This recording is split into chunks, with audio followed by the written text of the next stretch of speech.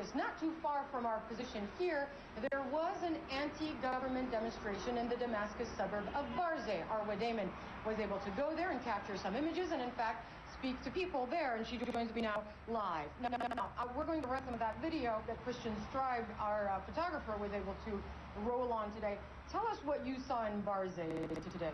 Well, first of all, the government took us there, but then we were able to break away from our escorts, really get into the thick of this demonstration, and you really felt the people's passion when it came to their chant, their desire to see the downfall of this regime, but also repeated chants of peaceful, really trying to hammer home the point that they were peaceful demonstrators. They had this massive Syrian flag that they unfurled, and in fact, the demonstration there took place from two different mosques, and they converged in a small square inside the small part of Damascus. Yeah. And the military also was not there. They were up stationed on the hills, but they stayed well away from the demonstrators, at least while we were there. So there was no violence, but there was a military presence, and you were also able to speak to some people, one demonstrator and one man who took you to a, quote, field hospital.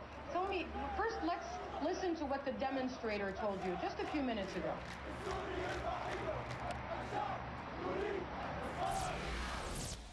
We have like serious injuries, like we can't treat them at this hospital. We have to an operation room. We need an operation room. We have like fracture in the hip bone. It needs like an operation room. They refuse to go to the government hospital because they will be arrested, and if they died, we can't take their body.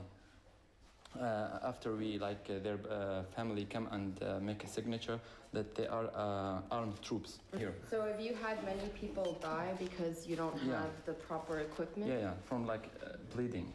Most of them bleeding, and some of them we can't do anything. That must be very difficult for you as a doctor to not be able to save somebody's life. That's we spend all our life to help people, and that's so hurtful to see people dying and we can't do anything. All right, that was in fact the doctor who set up a field hospital to treat people wounded during these demonstrations. But you didn't film his face, though. Interesting.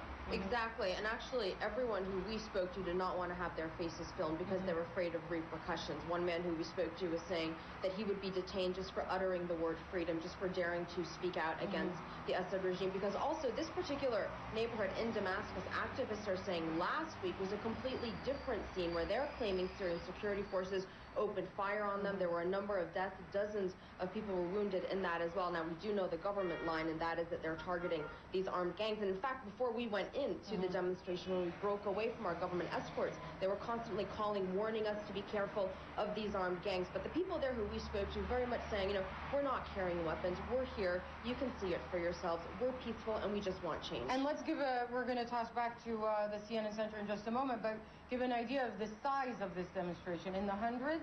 It was a few hundred, and that is really what we do tend to see in Damascus, in the suburbs. The activists say that they have to keep their numbers fairly small because the demonstrations do get broken up fairly quickly.